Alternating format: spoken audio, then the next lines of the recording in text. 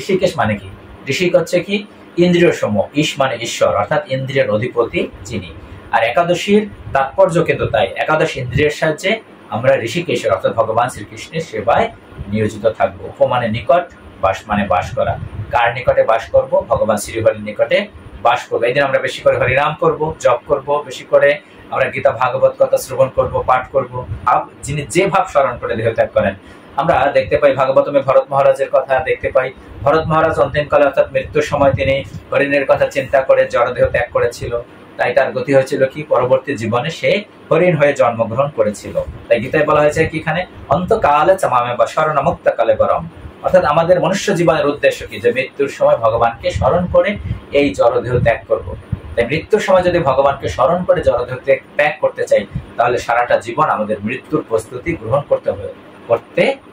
তাহলে আমাদের সারাটা দিন সেভাবে আমাদেরকে সাজানো উচিত যেন আমরা এক মুহূর্তেও কৃষ্ণকে ভুলে না যাই, আমরা সব সময় যেন কৃষ্ণকে স্মরণ করতে পারি। তাই গীতা আমাদের পাঠ করতে হবে। গীতায় ভগবান শ্রীকৃষ্ণ অর্জুনকে যা বলেছেন, অর্থাৎ অর্জুন তো উপলক্ষ মাত্র, অর্জুনকে তো বলেননি, আমাদেরকে বলছেন। আমরা সেভাবে আমরা আমাদের জীবনকে পরিচালিত করব।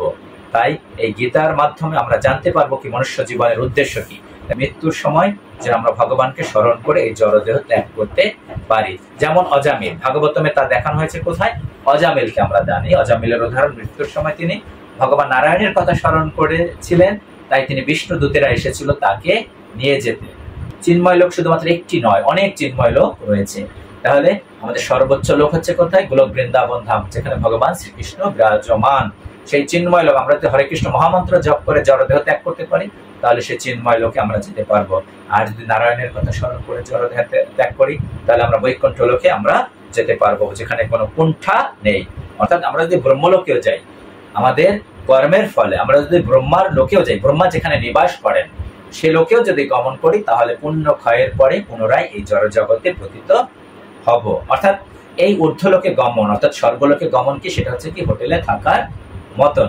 কারণ হচ্ছে আমার যদি পকেটে টাকা থাকে, তাহলে হোটেলে আমি থাকতে পারবো, আমাকে আদর যত্ন করবে, টাকা শেষ আমাকে বের করে দেবে।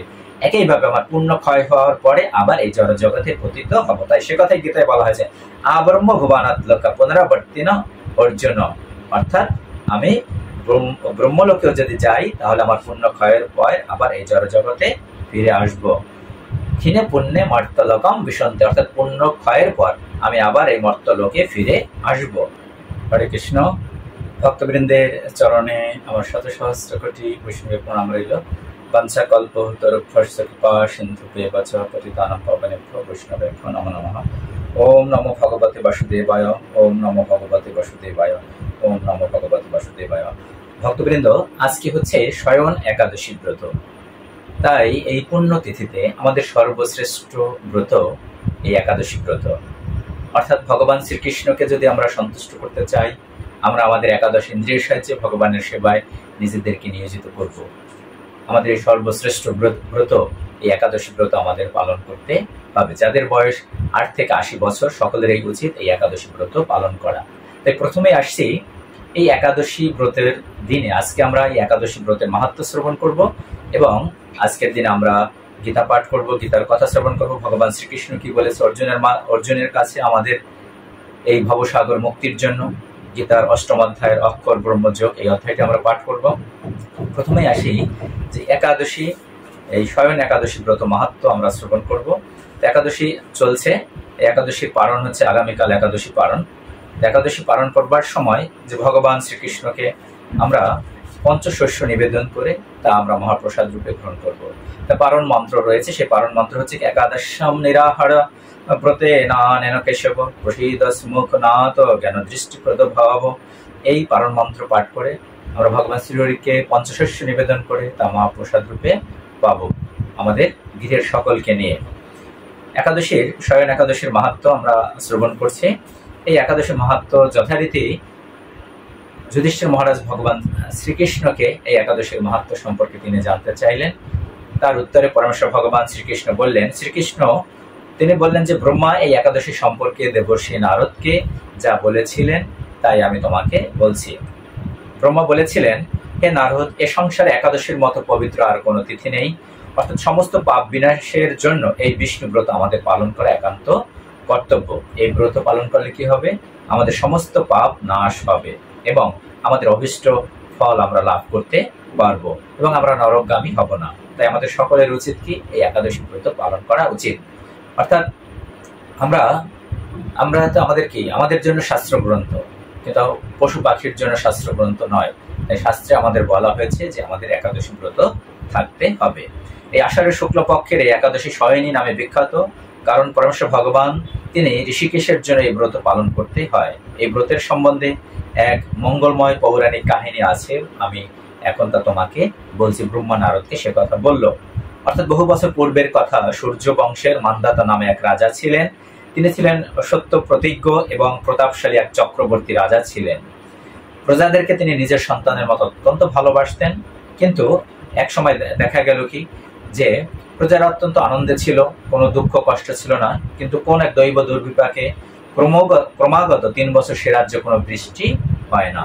দুর্ভিক্ষের ফলে সেখানে দেবতাদের উদ্দেশ্যে দান মন্ত্রের সোয়াধা ইত্যাদি শব্দ বন্ধ হয়ে গেল। এমনকি বেদ পাঠও ক্রমশ বন্ধ হয়ে গেল। কারণ কি? আমাদের উদরে যদি অন্ন না থাকে তাহলে আমরা কিভাবে ভগবানের সেবা করব? তাই যখন বৃষ্টি হচ্ছিল, কারণ বৃষ্টি থেকেই তো যে আমরা কি অন্ন সৃষ্টি হবে এবং অন্ন গ্রহণ করে আমরা বেঁচে থাকবো, কারণ আমাদের অন্নময় প্রাণ। সেই অন্ন ভগবান শ্রীকৃষ্ণকে নিবেদন করে তা আমরা মহাপ্রসাদ রূপে পাবো। যেহেতু বৃষ্টি হচ্ছে না, তাই শস্য উৎপাদন বন্ধ হয়ে গেল। তখন প্রজারা কি করলো? প্রজারা রাজার কাছে এসে বললে, মহারাজ দয়া করে আমাদের কথা শুনুন। শাস্ত্রে জলকে বলা হয় নার, আর সেই জলে ভগবান নার অর্থাৎ ভগবান অয়ন অর্থাৎ নিবাস। তাই ভগবানের আর এক নাম হচ্ছে নারায়ণ। অর্থাৎ এই শয়ন একাদশীর নাম কেন শয়ন একাদশী? কারণ ভগবান এই দিন থেকে, এই তিথিতে তিনি কি করেন? শয়নে যান। অর্থাৎ তাই তার নাম হচ্ছেন কি? নারায়ণ। সেই বৃষ্টি থেকে মেঘরূপে ভগবান বিষ্ণু সর্বত্র বাড়ি বর্ষণ করেন। সেই বৃষ্টি থেকে অন্ন এবং অন্ন খেয়ে প্রজাগণ জীবন ধারণ করে। অন্নাদ ভবন্তি ভূতানি পর্যান্নাত অন্ন সম্ভব যজ্ঞাৎ ভবতি পর্জন্য যজ্ঞ কর্ম সমুদ্ভব। অর্থাৎ গীতায় বলা হয়েছে। এবং অন্ন খেয়ে প্রজাগণ জীবন ধারণ করে। এখন সেই অন্নের প্রভাবে প্রজারা ক্ষয়প্রাপ্ত হচ্ছে। অতএব হে মহারাজ, আপনি এখন এমন কোন উপায় অবলম্বন করুন যাতে আপনার রাজ্যের শান্তি এবং কল্যাণ সাধন হয়। অর্থাৎ প্রজারা রাজার কাছে গিয়ে এই কথা বললেন। রাজা মান্ধাতা বললেন, তোমরা ঠিকই বলেছ, অন্ন থেকে প্রজার উদ্ভব, অন্ন থেকেই প্রজার পালন। তাই অন্যের প্রভাবে প্রজারা বিনষ্ট হয়, আবার রাজার দোষেও রাজ্য নষ্ট হয়। কারণ এখন কি হচ্ছে? কলিযুগে না সরকার তারা ধর্ম আচরণ করছে, না প্রজারা ধর্ম আচরণ করছে। তার ফলে কি বলা হচ্ছে যে এর ফলে কি রাজ্য নষ্ট হয়ে যায়। আমি নিজের বুদ্ধিতে আমার নিজের কোনো দোষ খুঁজে পাচ্ছি না, তবু প্রজাদের কল্যাণের জন্য আমি আপ্রাণ চেষ্টা করব। তারপর রাজা ব্রহ্মাকে প্রণাম করে সৈন্যসহ গমন করলেন বনে। সেখানে প্রধান প্রধান ঋষিদের আশ্রম ভ্রমণ করলেন। এভাবে একদিন তিনি ব্রহ্মার পুত্র মহাতেজস্বী অঙ্গিরা ঋষির সাক্ষাৎ তিনি পেলেন। তাকে দর্শন মাত্রই রাজা মহানন্দে ঋষির চরণ বন্দনা করলেন। মণিবর তাকে আশীর্বাদ ও কুশল জিজ্ঞাসা করলেন। রাজা তখন তার বনে আসবার কারণ ঋষির কাছে জানালেন। ঋষি অঙ্গিরা তখন কি বললেন? ধ্যানস্থ হয়ে বললেন, হে রাজন, এটি হচ্ছে সত্য যুগ। এই যুগে সকল লোক বেদ পরায়ণ এবং ব্রাহ্মণ ছাড়া অন্য কেউ তপস্যা করে না। এই নিয়ম থাকা সত্ত্বেও এক শূদ্র এই রাজ্যে তপস্যা করছে। তার এই অকার্যের জন্য রাজ্যের এই দুর্দশা। তাই তাকে হত্যা করলে সকল দোষ দূর হবে। অর্থাৎ ঋষি অঙ্গিরাতে বললেন কি যে একজন শূদ্র এখন কি করছেন? তপস্যা করছেন। তাই তাকে যদি হত্যা করা হয় তাহলে সমস্ত দোষ দূর হবে। তাহলে কি আমরা কি যারা শূদ্র রয়েছে, যারা অন্য তারা অর্থাৎ ব্রাহ্মণ ক্ষত্রিয় বৈশ্য শূদ্র অর্থাৎ ব্রাহ্মণ বাদে অন্য কেউ কি তপস্যা করবে না? কেন একথা বলা হয়েছে শাস্ত্রে? কারণ হচ্ছে কি আমাদের যার যেটা করণীয় সেটা আমাদের করা বাঞ্ছনীয়। তা না হলে কি যে তপস্যার ফলে সে যদি এমন কিছু পেয়ে যায় তখন কি সে সেটার অপব্যবহার করবে। সেই জন্য এই কথা বলা হয়েছে। তখন রাজা বললেন, হে মণিবর, তপস্যাকারী নিরপরাধ ব্যক্তিকে আমি কিভাবে বধ করব? আমার পক্ষে সহজসাধ্য অন্য কোনো উপায় বলুন। তদুত্তরে মহর্ষি অঙ্গিরা বললেন, আপনি আষাঢ় মাসের শুক্লপক্ষের এই শয়নী নামক একাদশী ব্রত পালন করুন। এই ব্রতের প্রভাবে নিশ্চয়ই রাজ্যে বৃষ্টি হবে। এই একাদশী সর্বসিদ্ধিদাত্রী এবং সর্ব উপদ্রব নাশকারিণী। হে রাজন, প্রজা ও পরিবার বর্গ সহ আপনি এই ব্রত পালন করুন। অর্থাৎ মণিবর অর্থাৎ অঙ্গিরা মুনি তাকে বললেন কি, মান্ধাতা রাজাকে বললেন যে এই সামনে রয়েছে শয়ন একাদশী ব্রত, আপনি শয়ন একাদশী ব্রত সকলকে নিয়ে অর্থাৎ প্রজাকে নিয়ে অর্থাৎ গৃহের সকলকে নিয়ে একাদশী ব্রত পালন করুন। মণিবরের কথা শুনে রাজা নিজের প্রাসাদে ফিরে এলেন। আষাঢ়ের মাস উপস্থিত হলে রাজ্যের সকল প্রজা রাজার সাথে একাদশী ব্রতের অনুষ্ঠান করলেন। ব্রত প্রভাবে প্রচুর বৃষ্টিপাত হলো। কিছুকালের মধ্যেই অন্ন অভাব দূর হলো। ভগবান ঋষিকেশের কৃপায় প্রজাগণ সুখী হলো। ঋষিকেশ মানে কি? ঋষিক হচ্ছে কি ইন্দ্রিয় সমূহ, ঈশ মানে ঈশ্বর, অর্থাৎ ইন্দ্রিয়ের অধিপতি যিনি। আর একাদশীর তাৎপর্য কিন্তু তাই। একাদশ ইন্দ্রিয়ের সাহায্যে আমরা ঋষিকেশের অর্থাৎ ভগবান শ্রীকৃষ্ণের সেবায় নিয়োজিত থাকবো। উপমানে নিকট, বাস মানে বাস করা। কার নিকটে বাস করব? ভগবান শ্রীহরির নিকটে বাস করবো। এই দিন আমরা বেশি করে হরিনাম করব, জপ করব, বেশি করে আমরা গীতা ভাগবত কথা শ্রবণ করব, পাঠ করব। এইভাবে আমরা সারাটা দিন ভগবানের সেবায় নিজেদেরকে নিয়োজিত করব। তাই এই কারণে তখন এর কারণে সুখী ও মুক্তি প্রদানকারী এই উত্তম ব্রত পালন করা সকলেরই অবশ্যই কর্তব্য। অর্থাৎ যাদের বয়স পদ্মপুরাণে বলা হয়েছে 8 থেকে 80 বছর, তাদের সকলের উচিত এই মুক্তি প্রদানকারী এই উত্তম ব্রত আমাদের পালন করা। এই একাদশের মাহাত্ম্য কোথায় বলা হয়েছে? ভবিষ্যতের পুরাণে যুধিষ্ঠির, শ্রীকৃষ্ণ তথা নারদ ব্রহ্মা সংবাদ রূপে একাদশীর এই মাহাত্ম্য বর্ণনা করা হয়েছে। তাই আমরা এখন গীতা অধ্যয়ন করব। গীতার 8ম অধ্যায় অক্ষর ব্রহ্মযোগ, আমরা এই অধ্যায় পাঠ করব। অর্জুন উবাচ কিম তদ ব্রহ্ম কিমত্তম কিম কর্ম পুরুষোত্তম অধিভূতম চ কিম প্রক্তম অধিদৈবম কিম উচ্যতে।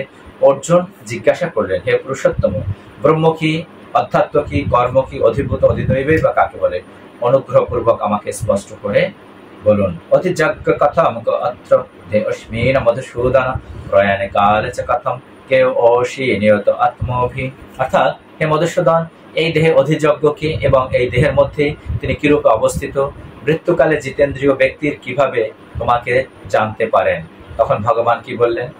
শ্রী ভগবান উবাচ অক্ষরম ব্রহ্ম পরমম স্বভাব অর্থাত্তম উচ্যতে ভূত ভাবত ভবকর বিসর্গ কর্ম সংগীত।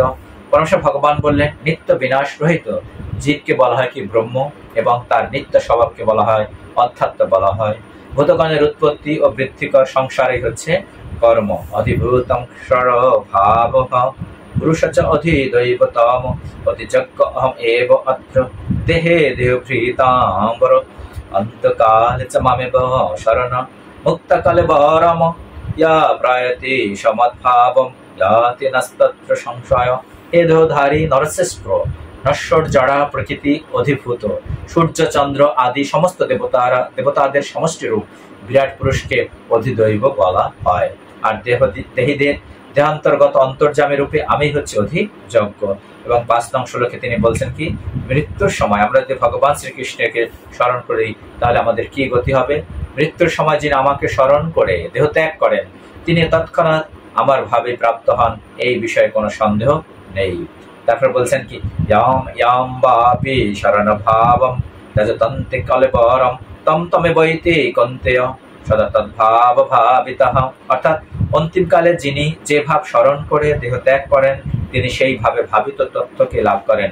অর্থাৎ আমরা ভাগবতমে, এই গীতায় হচ্ছে কি নির্দেশ, আর ভাগবতম হচ্ছে কি তার প্রয়োগ দেখানো হয়েছে। গীতা এখানে বলা হয়েছে অন্তিমকালে যিনি যে ভাব স্মরণ করে দেহ ত্যাগ করেন।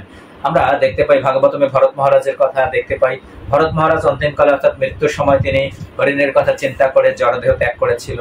তাই তার গতি হয়েছিল কি, পরবর্তী জীবনে সে হরিণ হয়ে জন্মগ্রহণ করেছিল। তাই গীতা এখানে আমাদেরকে নির্দেশ দেওয়া হয়েছে, উপদেশ দেওয়া হয়েছে, ভগবান আমাদেরকে বলছেন। আর সেই প্রয়োগটা দেখানো হয়েছে কোথায়? যে ভাগবতমে দেখানো হয়েছে। অর্থাৎ আমরা যে ভাব নিয়ে মৃত্যুবরণ করব, সেই ভাব নিয়েই আমরা পরবর্তী দেহ লাভ করবো। অর্থাৎ ভগবান এতই কৃপালু, আমরা যা চাইবো ভগবান তাই প্রদান করবেন। আমরা যদি মুক্তি চাই তাহলে ভগবান আমাদের মুক্তি প্রদান করবেন। তাই গীতায় বলা হয়েছে কি, এখানে অন্তকালে চ মামে বা শরণ মুক্তকালে বরম। অর্থাৎ আমাদের মনুষ্য জীবনের উদ্দেশ্য কি, যে মৃত্যুর সময় ভগবানকে স্মরণ করে এই জড়দেহ ত্যাগ করব। তাই মৃত্যুর সময় যদি ভগবানকে স্মরণ করে জড়দেহ ত্যাগ করতে চাই, তাহলে সারাটা জীবন আমাদের মৃত্যুর প্রস্তুতি গ্রহণ করতে হবে। তাহলে আমাদের সারাটা দিন সেভাবে আমাদেরকে সাজানো উচিত যেন আমরা এক মুহূর্তেও কৃষ্ণকে ভুলে না যাই। আমরা সব সময় যেন কৃষ্ণকে স্মরণ করতে পারি। তাহলে মৃত্যুর সময় ভগবানকে স্মরণ করে এই জড়দেহ ত্যাগ করবো।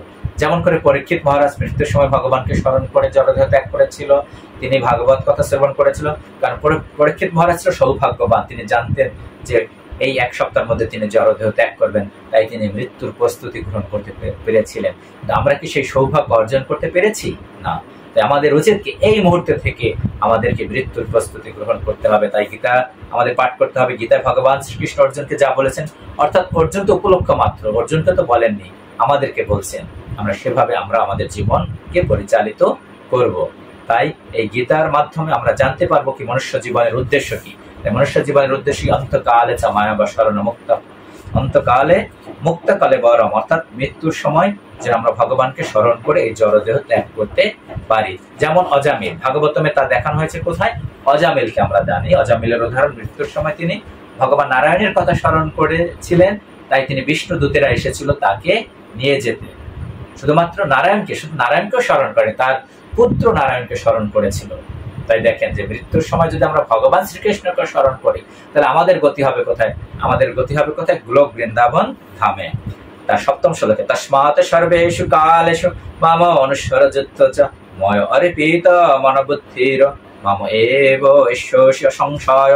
অতএব হে অর্জুন, সর্বদা আমাকে স্মরণ করে তোমার স্বভাববিহিত যুদ্ধ করো, তাহলে আমাকে তোমার মন ও বুদ্ধি অর্পিত হবে এবং নিঃসন্দেহে তুমি আমাকে লাভ করবে। কি বলছে? যে আমাকে স্মরণ করে তুমি যুদ্ধ করো।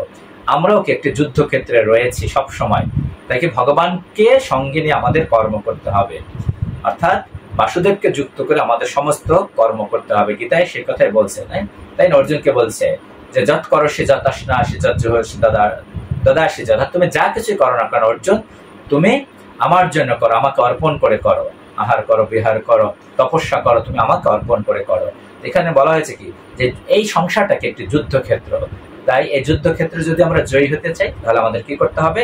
আমাকে স্মরণ করে, অর্থাৎ শ্রীকৃষ্ণকে স্মরণ করে আমরা আমাদের সমস্ত কর্ম করতে হবে। তাহলে আমরা কি এই দুঃখালয় মশাশ্বতম, দুঃখের আলয়ে আমরা ভালো থাকতে পারবো। অভ্যাস জগজ্জতেন চেতসনন্নগামিনা পরমম পুরুষম দিব্যম যাতে পার্থ অনুচিন্তায়ান। হে পার্থ, অভ্যাস যোগে যুক্ত হয়ে অনন্যগামী চিত্তে যিনি অনুক্ষণ মানে সর্বক্ষণ পরম পুরুষের চিন্তা করেন, তিনি অবশ্যই তাকেই প্রাপ্ত হবেন। অর্থাৎ যিনি সবসময় ভগবান শ্রীকৃষ্ণকে চিন্তা করেন, তিনি অবশ্যই তাকে প্রাপ্ত হবেন। কবিম পুরাণাম অনুশাসিতারম অনরণয়ংস অনুসরেতয়া সর্বস্ব ধাতরম চিন্তরূপম আদিত্য বর্ণাম তমস পরস্তাত। এটা হচ্ছে 30 ছন্দ। এই শ্লোকটা নবম শ্লোকটা 30 ছন্দ, আর বাকিগুলো হচ্ছে অনুষ্টুপ ছন্দ। অর্থাৎ প্রত্যেকটা পংক্তিতে যে দুটি চরণ থাকে, দুটি চরণে কি 8টি করে বর্ণ থাকে অনুষ্টুপ ছন্দে। সর্বজ্ঞ সনাতন নিয়ন্তা সূক্ষ্ম এবং থেকে সূক্ষ্মতর সকলের বিধাতা জড় বুদ্ধির অতীত অচিন্ত পুরুষ রূপে পরমেশ্বর ভগবানের ধ্যান করা উচিত। তিনি সূর্যের মতো জ্যোতির্ময় এবং এই জড় প্রকৃতির অতীত তিনি। তাই আমাদের সবসময় ভগবান শ্রীকৃষ্ণের ধ্যান করা উচিত, তার স্মরণ করা উচিত, তার কীর্তন করা উচিত, তার গীতা ভাগবত কথা শ্রবণ করা উচিত।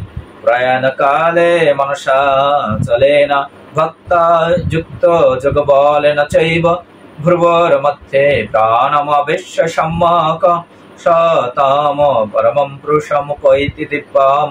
অর্থাৎ যিনি মৃত্যুর সময় অচঞ্চল চিত্তে ভক্তি সহকারে পূর্ণ যোগ শক্তির বলে ভ্রুযুগলের মধ্যে প্রাণবায়ুকে স্থাপন করে পরমেশ্বর ভগবানকে স্মরণ করে, তিনি অবশ্যই সেই দিব্য পরম পুরুষকে প্রাপ্ত হবেন, অর্থাৎ ভগবানকে লাভ করবেন। যদক্ষরম বেদ বেদ বদন্তি বিশন্তি যত যতায় বিতরাগঃ যদিচ্ছন্তি ব্রহ্মচর্যম চরন্তি তত্তে পদম সংগ্রহেণ প্রবক্ষে। বেদবিদ পণ্ডিতেরা যাকে অক্ষর বলে অভিহিত করেন, বিষয় আসক্তি শূন্য সন্ন্যাসীরা যাতে প্রবেশ করেন, ব্রহ্মচারীরা যাকে লাভ করার ইচ্ছায় ব্রহ্মচর্য পালন করেন, তার কথা আমি সংক্ষেপ তোমাকে বলবো। অর্জুন সর্বদারানি সংযম মনোবুদ্ধি নিরুদ্ধ চ মূর্ধি আত্মান প্রাণম অস্থিত যোগধারণাম। ইন্দ্রিয় সবকটি দ্বার সংযত করে, মনকে হৃদয়ে নিরোধ করে এবং ভ্রুদয়ের মধ্যে প্রাণ স্থাপন করে যোগে স্থিত হয়ে থাকো। ওম ইতি একাক্ষরম ব্রহ্ম বেহরান মামনুস্মরণ ইয়া প্রয়াতি তজ্জন দেহম স ইয়াতি পরমম গতিম। যোগাভ্যাসে প্রবৃত্ত হয়ে পবিত্র ওঙ্কার উচ্চারণ করতে করতে কেউ যদি পরমেশ্বর ভগবানকে স্মরণ করে দেহ ত্যাগ করেন, তিনি অবশ্যই পরম গতি লাভ করবেন। এখানে স্পষ্টভাবে বলা হয়েছে ওমকার ব্রহ্ম ও ভগবান শ্রীকৃষ্ণ থেকে অভিন্ন। ওম হচ্ছে ভগবান শ্রীকৃষ্ণের নির্বিশেষ শব্দ ব্রহ্ম, কিন্তু হরে কৃষ্ণ নামেও ওম নিহিত আছে। এই যুগে হরে কৃষ্ণ মহামন্ত্র কীর্তন স্পষ্টভাবে অনুমোদিত হয়েছে। তাই কেউ যদি জীবনের অন্তিম কালে হরে কৃষ্ণ কৃষ্ণ কৃষ্ণ হরে হরে, হরে রাম রাম রাম হরে হরে এই মহামন্ত্র কীর্তন করতে করতে দেহ ত্যাগ করেন, তাহলে নিঃসন্দেহে তিনি স্বীয় গুণ বৈশিষ্ট্য অনুসারে যে কোনো একটি চিন্ময় লোকে তিনি পৌঁছাবেন। যে কোনো একটি, অর্থাৎ তার মানে কি, চিন্ময় লোক শুধুমাত্র একটি নয়, অনেক চিন্ময় লোক রয়েছে। তাহলে আমাদের সর্বোচ্চ লোক হচ্ছে কোথায়? গোলক বৃন্দাবন ধাম, যেখানে ভগবান শ্রীকৃষ্ণ বিরাজমান। সেই চিন্ময় লোক, আমরা যদি হরে কৃষ্ণ মহামন্ত্র জপ করে জড়দেহ ত্যাগ করতে পারি, তাহলে সেই চিন্ময় লোকে আমরা যেতে পারবো। আর যদি নারায়ণের কথা স্মরণ করে জড়দেহ ত্যাগ করি, তাহলে আমরা বৈকুণ্ঠ লোকে আমরা যেতে পারবো, যেখানে কোনো কুণ্ঠা নেই। অনন্য চেতাহ সততাম ইয়া মাম শরতি নিত্যস্য তস্যাহম সুলভ পার্থ নিত্য যুক্তস্য যোগিনাঃ। হে পার্থ, যিনি একাগ্র চিত্তে কেবল আমাকেই নিরন্তর স্মরণ করেন, আমি সেই নিত্য যুক্ত ভক্ত যোগীর কাছে সুলভ হই। অর্থাৎ যিনি একাগ্র চিত্তে ভগবানকে স্মরণ করেন, তার কাছে তিনি সুলভ হন। আমরা যেন ভগবানকে যেন সবসময় স্মরণ করতে পারি, সেভাবেই আমাদের কর্ম করতে হবে। তাই গীতায় 3 প্রকার কর্মের কথা বলা হয়েছে: কর্ম, বিকর্ম এবং অকর্ম। কর্ম মানে হচ্ছে কি? বেদবিহিত কর্ম, অর্থাৎ যে কর্ম করলে আমরা কর্মের ফল লাভ করতে পারবো, অর্থাৎ আমাদের গতি হবে ঊর্ধ্বলোকে। বিকর্ম মানে পাপ কর্ম, অর্থাৎ পাপ কর্ম করলে আমরা নরকে গমন করব। এবং অকর্ম অর্থাৎ যে কর্মের ফল আমরা লাভ করবো না, অর্থাৎ সুকৃতি লাভ করব, যে কর্মের ফলে আমরা ভগবানকে লাভ করতে পারবো, তার ধামে যেতে পারবো। এই 3 প্রকার কর্মের কথা বলা হয়েছে। পুনরাবর্তিন অর্জুন মাম উপত্যতে কন্তেয়া পুনর্জন্ম না বিদ্যতে। কি বলা হয়েছে? হে অর্জুন, এই ভুবন থেকে ব্রহ্মলোক পর্যন্ত সমস্ত লোকেই পুনরাবর্তনশীল, অর্থাৎ পুনর্জন্ম হয়। ব্রহ্ম ভুবনাত্মকা পুনরাবর্তিন অর্জুন, অর্থাৎ আমরা যদি ব্রহ্মলোকেও যাই, আমাদের কর্মের ফলে আমরা যদি ব্রহ্মার লোকেও যাই, ব্রহ্মা যেখানে নিবাস করেন সে লোকেও যদি গমন করি, তাহলে পুণ্য ক্ষয়ের পরে পুনরায় এই জড় জগতে পতিত হব। অর্থাৎ এই ঊর্ধ্বলোকে গমন, অর্থাৎ স্বর্গলোকে গমন কি? সেটা হচ্ছে কি? হোটেলে থাকার মতন। কারণ হচ্ছে আমার যদি পকেটে টাকা থাকে, তাহলে হোটেলে আমি থাকতে পারবো, আমাকে আদর যত্ন করবে, টাকা শেষ আমাকে বের করে দেবে। একইভাবে আমার পুণ্য ক্ষয় হওয়ার পরে আবার এই জড় জগতে পতিত হব। তাই সে কথাই গীতায় বলা হয়েছে আব্রহ্ম ভুবনাত্মকা পুনরাবর্তিন অর্জুন, অর্থাৎ আমি ব্রহ্মলোকেও যদি যাই, তাহলে আমার পুণ্য ক্ষয়ের পর আবার এই জড় জগতে ফিরে আসবো। ক্ষীণে পুণ্যে মর্তলোকম বিশন্তে, অর্থাৎ পুণ্য ক্ষয়ের পর আমি আবার এই মর্তলোকে ফিরে আসব। সহস্র যুগ পর্যন্ত মহত ইয়াত ব্রহ্মণ বিদহা রাত্রিম যুগ সহস্রান্তম তে অহরাত্র বিদ জনঃ। অর্থাৎ মনুষ্য মানের সহস্র চতুর্যুগে ব্রহ্মার একদিন হয়। অর্থাৎ ব্রহ্মার 12 ঘন্টা হচ্ছে 432 কোটি বছর, ব্রহ্মার 12 ঘন্টা। একইভাবে ব্রহ্মার এক রাত্রি হচ্ছে 432 কোটি বছর। তাহলে 432 কত? 864 কোটি বছর হচ্ছে কত? যে ব্রহ্মার এক রাত। তাহলে এভাবে তিনি 100 বছর তিনি বেঁচে থাকবেন। মনুষ্য মানের সহস্র চতুর্যুগে ব্রহ্মার একদিন হয় এবং সহস্র চতুর্যুগে তার এক রাত্রি হয়। এভাবেই যারা জানেন তারা দিবারাত্রির তত্ত্ববেত্তা। অব্যক্তাৎ ব্যক্তায় সর্বাহ প্রভবন্তি অহরাগমে রাত্র্যাগমে প্রলয়ন্তে তত্রৈ এব অব্যক্ত সঙ্গকে। অর্থাৎ ব্রহ্মার দিনের সমাগমে সমস্ত জীব অব্যক্ত থেকে অভিব্যক্ত হয়। অর্থাৎ যখন ব্রহ্মার দিন হয় তখন সবকিছু অভিব্যক্ত হবে, অর্থাৎ সৃষ্টি হবে। এবং ব্রহ্মার রাত্রির আগমনে তা পুনরায় অব্যক্ত লয় প্রাপ্ত। অর্থাৎ আবার ব্রহ্মার কি যখন রাত হবে তখন কি হবে? একটি খণ্ড প্রলয় হবে। আর ব্রহ্মার যখন 100 বছর পূর্ণ হবে তখন পূর্ণ প্রলয় হবে।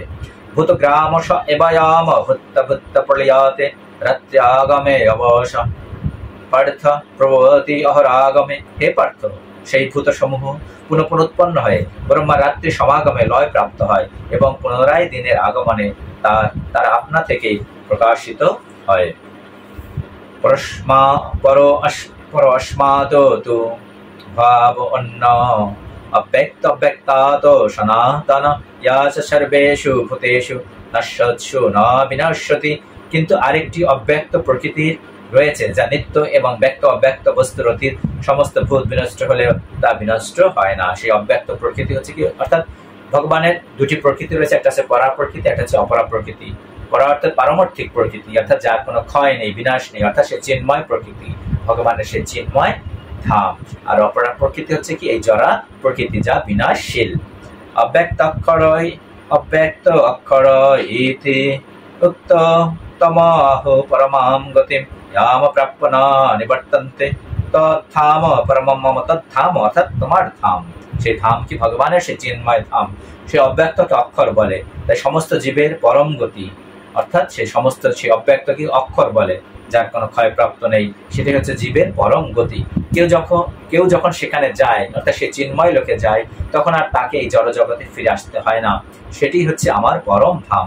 অর্থাৎ গীতা এখানে কি বলা আছে, ভগবানের সে চিন্ময় লোকের কথা বলা হয়েছে, অর্থাৎ যেখানে গমন করলে আর আমরা এই জড়জগতে ফিরে আসবো না, অর্থাৎ জন্ম মৃত্যুর যে চক্র, সেই চক্র আমরা ছেদন করবো। অর্থাৎ মনুষ্য জীবনের উদ্দেশ্য হচ্ছে এই জন্ম মৃত্যুর চক্র ছেদন করা। সে কথাই ভগবান শ্রীকৃষ্ণ এই শ্লোকে বলছেন, এই জন্ম মৃত্যুর চক্র ছেদন হয়ে যাবে যদি আমরা সেই পরম ধামে, আমরা অক্ষর যেখানে যার কোনো ক্ষয় নেই, সেখানে যদি আমরা যেতে পারি। পুরুষ পার্থ তত্তালভ্যস্তু অনন্যায়া ইয়াসন্তস্তানি ভূতানি যেন সর্বমেদম ততম। হে পার্থ, সর্বশ্রেষ্ঠ পরমেশ্বর ভগবানকে অনন্য ভক্তির মাধ্যমেই কেবল লাভ করা যায়, শুধুমাত্র ভক্তির মাধ্যমেই লাভ করা যায়। ভগবান ঋষিকেশ সেবনম ভক্তির উচ্চতে, অর্থাৎ ভক্তি কাকে বলে, ঋষিকেশ সেবনম ভক্তির উচ্চতে। অর্থাৎ ইন্দ্রিয়ের অধিপতি পরমেশ্বর ভগবান শ্রীকৃষ্ণকে যদি আমাদের একাদশ ইন্দ্রিয়ের সাহায্যে যদি আমরা সেবা করি, তাহলে সেটাই হচ্ছে ভক্তি, আর সবকিছু হচ্ছে কর্ম। তাই ভক্তি যোগ হচ্ছে কি, আমাদের ভগবানকে সেবা করাই হচ্ছে ভক্তি যোগ। তিনি যদিও তার নিত্য ধামে বিরাজমান, তবু সর্বব্যাপ্ত এবং সবকিছু তার মধ্যে অবস্থিত। যত্র কালে তু অনাবৃত্তিম আবৃত্তিম চৈব যোগিনঃ প্রয়াতা যন্তি তাম কালম বক্ষ্যামি ভরতর্ষভ। হে ভরত শ্রেষ্ঠ, যে কালে মৃত্যু হলে যোগীরা এই জগতে ফিরে আসবেন অথবা ফিরে আসেন না, সেই কালের কথা আমি তোমাকে বলবো। অর্থাৎ কখন যোগীরা মারা গেলে এই জড়জগতে ফিরে আসবে, আবার কখন মারা গেলে আর ফিরে আসবে না, সেই কথা আমি তোমাকে বলছি। অগ্নির জ্যোতি আহ শুক্ল শানমাশোত্তরায়ণম তত্র প্রয়াত গচ্ছন্তি ব্রহ্ম ব্রহ্মবিদ জানা। এই কথা বলা হয়েছে কি, এই কথা কিন্তু ভক্তদের জন্য নয়, যোগীদের জন্য। অর্থাৎ উত্তরায়ণ কি বলা হয়েছে, ব্রহ্মবিদ পুরুষগণ অগ্নি জ্যোতি শুভ দিন শুক্লপক্ষ 6 মাস উত্তরায়ণ কালে দেহ ত্যাগ করলে ব্রহ্ম লাভ করে, অর্থাৎ ভগবানের সেই কি তার অঙ্গ জ্যোতিতে তারা বিলীন হয়ে যায়। ধূমরাত্রিস্ততে কৃষ্ণ জন্মাস দক্ষিণায় নম তত্র চন্দ্রমাসম জ্যোতির্যোগে প্রাপ্য নিবর্ততে। ধূম রাত্রি কৃষ্ণ পক্ষ, অথবা দক্ষিণায়নের 6 মাস কালে দেহ ত্যাগ করলে যোগী চন্দ্রলোকে গমন পূর্বক সুখভোগ করার পর পুনরায় মর্তলোকে ফিরে আসে। অর্থাৎ তারা যদি কৃষ্ণ পক্ষের বা দক্ষিণায়নের 6 মাসে দেহ ত্যাগ করে, তারা চন্দ্রলোকে গমন করবে, পুনরায় এই মর্তলোকে ফিরে আসবে। শুক্ল কৃষ্ণে গতি হি এতে জগত শাশ্বতে মহতে একায়া ইয়াতি অনাবৃত্তিম অন্যায়া আবর্ততে পুনঃ। বৈদিক মতে এই জগৎ থেকে দেহ ত্যাগের দুটি মার্গ রয়েছে, একটি হচ্ছে শুক্ল এবং অপরটি কৃষ্ণ। শুক্ল মার্গ দেহ ত্যাগ করলে তাকে আর ফিরে আসতে হয় না, কিন্তু কৃষ্ণ মার্গে দেহ ত্যাগ করলে ফিরে আসতে হয়। কিন্তু যারা ভক্ত, যারা ভগবান শ্রীকৃষ্ণের ভক্ত, তাদের ক্ষেত্রে এই হিসাব নয়, শুধুমাত্র যারা যোগী তাদের ক্ষেত্রে এই হিসাব। ভক্তরা যে কোনো সময় তারা দেহ ত্যাগ করলে ভগবানের সেই চিন্ময় ধামে তারা লাভ করবে। নৈতে স্মৃতিক পার্থ জানানা যোগে মুচ্চন্তি কশ্চান তস্মাৎ সর্বেষু কালেষু যোগযুক্ত ভাবার্জুন। হে পার্থ, ভক্তেরা এই দুটি মার্গ সম্বন্ধে অবগত হয়ে কখনো মোহগ্রস্ত হন। অর্থাৎ ভগবান শ্রীকৃষ্ণ পরের শ্লোকে ক্লিয়ার করছেন যে ভক্তেরা এই মার্গ সম্বন্ধে অবগত হয়, তারা কখনো মোহগ্রস্ত হন না, কারণ তিনি জানেন তারা ভগবানের শুদ্ধ ভক্ত। তাই তারা মৃত্যুর সময় ভগবানকে স্মরণ করে জড়দেহ ত্যাগ করে, তাই তাদের গতি হয় কি ভগবানের সেই চিন্ময় ধাম। সুতরাং তাদের জন্য এই দুটি মার্গ নয়। অতএব হে অর্জুন, তুমি ভক্তি যোগ অবলম্বন করো। যারা ভক্তি যোগে অবলম্বন করে তাদের জন্য এই মার্গ নয়। বেদেশু যজ্ঞেষু তপস্যু চৈব দানেষু ইয়াত পুণ্য ফলম প্রদিষ্টাম অত্যেত তৎ সর্বমেদাম বিদিত্তা যোগী পরম স্থানম পৈতে চাত্তাম। ভক্তি যোগ অবলম্বন করলে তুমি কোনো ফলে বঞ্চিত হবে না। বেদ পাঠ, যজ্ঞ অনুষ্ঠান, তপস্যা, দান আদি যত প্রকার জ্ঞান ও কর্ম আছে, সেই সমুদায়ের যে ফল তা তুমি ভক্তি যোগ দ্বারা লাভ করে আদি ও পরম ধাম প্রাপ্ত হবে। সেই পরম ধাম ভগবান শ্রীকৃষ্ণের ধামে যেন আমরা যেতে পারি, সেটাই হবে আমাদের মনুষ্য জীবনের উদ্দেশ্য। তার জন্য আমাদের এই সর্বশ্রেষ্ঠ ব্রত, এই একাদশী ব্রত আমাদের পালন করতে হবে যেন, কারণ এই একাদশী ব্রত পালন করলে কি হবে, আমাদের সমস্ত পাপ বিনাশ প্রাপ্ত হবে, আমরা ভগবানের সেবায় নিয়োজিত হবো। কারণ এই একাদশী ব্রত হচ্ছে কি সর্বশ্রেষ্ঠ তপস্যা।